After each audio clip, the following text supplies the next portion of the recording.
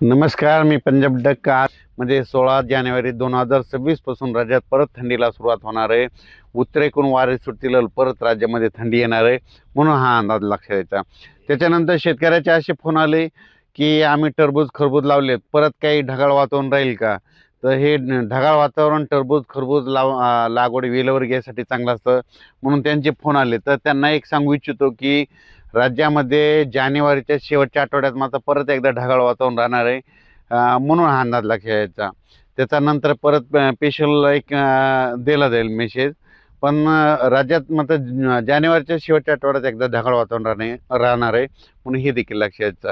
पण राज्यात मात्र आज 14 आणि 15 तारखेला, म्हणजे आज 14 जानेवारी 2026 आणि उद्या 15, तर 2 दिवस आणखी ढगाळ वातावरण राहणार आहे. आज देखील बऱ्याच भागात तुरळक ठिकाणी थेंब येतील. सगळीकडे काही पाऊस पडणार नाही. काल काय झालं की अहिल्यानगर भागात बऱ्याच ठिकाणी, पुणतांबा, शिर्डी, राहता, वैजापूर बऱ्याच ठिकाणी पाऊस झाला.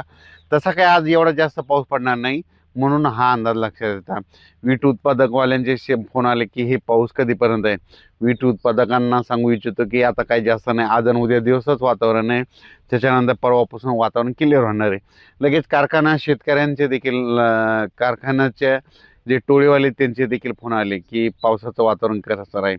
तर त्यांना सांगू इच्छितो फक्त आजच्या दिवसात थोडं ढगाळ वातावरण, तुरळक ठिकाणी थेंब येतं, सगळीकडे काही पाऊस पडणार नाही, त्याच्यामुळे काही चिंता करायची गरज नाही.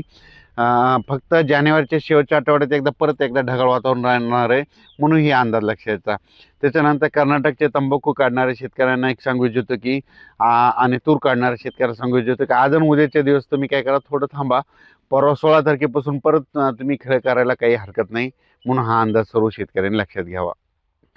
तर राज्यातल्या परत एकदा शेतकऱ्याला सांगू इच्छितो की आणखीन आज म्हणजे 14 आणि उद्या 15, 2 दिवसात राज्यात ढगाळ वातावरण राहणार आहे. त्याच्यानंतर हे लगेच 17-16 पासून थंडी वाढणार आहे, म्हणून हे लक्षात यायचं. ही थंडी जवळपास सांगायचं झालं तर 20-22 तारखेपर्यंत तर राहणार आहे. त्याच्यानंतर 22 तारखेच्या नंतर महाराष्ट्रातील परत थंडी कमी होणार आहे, म्हणून खास करून हा अंदाज सर्व शेतकऱ्यांनी लक्षात घ्यायचा.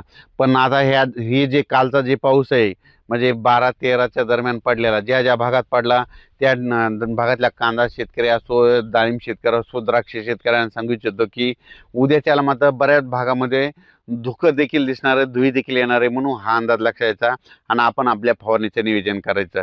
त्याच्यानंतर सातारा, सांगली, सोलापूर, कोल्हापूरकडं देखील पाऊस पडला.